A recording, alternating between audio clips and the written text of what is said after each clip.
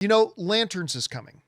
And I got to tell you, I myself am extremely excited for it. I personally think it looks really good. The whole promise of it being like, how did they describe it? Of True Detective, but in the DC universe. And then they played the first trailer for it, and I quite liked it. Now look, the show may end up being terrible. It might. And I have no problems with some of the criticisms I've heard about the trailer. But the one criticism that, oh my God, just screams, my God, you are reaching, is, I didn't see enough of the color green. That's your problem? I mean, like the tone of it doesn't feel like the way, or these aren't the Green Lanterns I was hoping they would use from the comics, or, I was hoping to see something more fantastical than like Gritty Grounded, or for something like Green Lantern, which is I understand all those criticisms, but oh my God, I didn't see enough green. I don't get that. That it's called Green Lantern, so the world should be paid. I just did not understand that one. Again, that doesn't mean you need to think that the trailers look good, but that's just what. My God, that was a stretch. There are many other more legitimate things you could criticize about those Green Lantern trailers, but I didn't see enough green. Anyway, what's the point of lanterns? Oh, it's this. Yes. Well, now we actually know a little bit more about the plot of the upcoming Green Lantern series. And they've actually just given away a bunch of it to kind of flesh out our understanding. This is what they said. This comes to us from the folks over at Gizmodo, who write the following. As for its story, showrunner Chris Mundy told Entertainment Weekly a different HBO show offered some major inspiration, True Detective, which we did know that part already, right? Specifically its first season. Like that series, Lantern will explore its characters across two different time periods. In 2016, we'll see Hal Jordan, played by Chandler, investigating a shooting that he believes is alien-related, a perspective not shared by the skeptical local sheriff, played by Kelly MacDonald. At that time, John Stewart, played by Pierre, is a new recruit who Hal is pressed into working with. Then, in sequences that take place a decade later, so in modern times, the case will expand to include something else, according to Mundy. Okay. Lanterns will not be the first series that decides to try to tell its story across two different time periods, right? We've seen that happen before. I mean, not a ton, but we've seen it happen before where there's something, what did it and did it really well? The Highlander series. Remember the Highlander series? So what the Highlander series would often do, what its kind of formula was that Duncan MacLeod has something going on today. He encounters some situation today. And then what would happen is for the rest of that episode, they would show how something that is happening today is also connected to something that happened to him 20 years ago, 50 years ago, 100 years ago, 200 years ago, whatever. And then we would then spend the episode seeing in parallel those two stories play out as things that happened in the past start to give some light and color to things that are happening in the present, and so on. Also, another series that did that obviously was True Detective. They pointed that out there as well. So this is what's interesting to me about this is, are they saying that, when Hal Jordan and John Stewart first started working together was 10 years ago?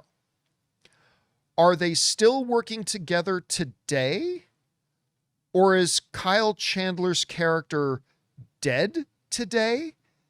Like, is Hal Jordan dead today? Was everything we saw in the trailer from 10 years earlier? Or was it a mix of the two? I do have to say, I remember saying to Rob once, that is it just me, or does Chandler look younger in one shot in the trailer than he does in another shot in the trailer? That might have had something to do with it. That might have had absolutely nothing to do with it. But yeah, so because remember this too. In Man of Tomorrow, the upcoming Superman sequel, they've already announced that Pierre is going to be in that movie, but they haven't said Kyle Chandler is going to be in that movie. So a lot of people have already started speculating that Hal Jordan is not making it out of the Lantern series. I really hope he does, because Hal Jordan is my definitive Green Lantern character. Like, yeah, you got Guy Gardner and you got Kyle Rayner and you've got John Stewart and you've got others. But for me, the definitive Green Lantern is Hal Jordan. For some people, a lot of people, the definitive Hal Jordan or the definitive Green Lantern is John Stewart, which is totally understandable too. So I kind of hope he doesn't die, but hey, whatever. I want them to do whatever is best for the story. Now let's get back to this. With them now saying that this is going to be probably a murder mystery that is then directly tied to something that happened 10 years previous, now we truly get why they've always said from the beginning that this was going to be a true detective kind of series. And yeah, I just think, man, look, when they first announced they were going to be doing a Lanterns for TV, I wasn't overly enthusiastic, I admit. But I really do like that they've been kind of aiming for something unexpected. They've been going out of the box. Because obviously, I think I and a lot of people, when they say you're doing something Green Lantern, you're thinking more fantastical, right? Even if it's not set intergalactically, even if it is set in Earth, you're expecting something a lot more fantastical. And this one truly does feel a lot more gritty, grounded, whatever. So I'm excited, man. And I like this update. I really do. And they were expecting something more green. That's big fail. Make it more green. Anyway, so yeah, we'll see. Look, again, this show might end up being great, like True Detective Season 1, or it may end up being absolutely awful. Who knows? But I do like the sounds of the story. I do like this having two separate timelines with interconnected cases and seeing how these guys play it through. Guys, we want to take a second to thank a sponsor of today's video, BetterHelp. You know, guys, May is Mental Health Awareness Month, and I think it's a really important reminder that no matter what's going on in our lives, we don't have to go through it alone. And honestly, I think a lot of us carry around stress, anxiety, pressure, or uncertainty without ever really talking about it. Whether it's work, family, finances, or just trying to keep up with life, sometimes it can feel overwhelming. You guys know that one of the things I've learned is that nobody has all the answers on their own. Sometimes just having someone to talk to, someone who can listen and help you sort through what's on your mind, can make a huge difference. And therapy can be a really valuable tool for that. BetterHelp has over 30,000 licensed therapists and has helped more than 6 million people worldwide. They'll match you with a therapist based on a short questionnaire, and if you ever feel like it's not the right fit, you can switch to another therapist at any time. You don't have to be on this journey alone. Find support and have someone with you in therapy. Sign up and get 10% off at betterhelp.com/Campea. That's better, HELP.com/Campea. Guys, question is for you. What do you think about this? Do you like the sounds of like a storyline that takes place in two different time frames? And here's the bigger question. Do you think most of the stuff that we saw in the initial trailer was set in 2016, and that maybe by the time we come up to 2026, that part of the story, Hal Jordan's already dead?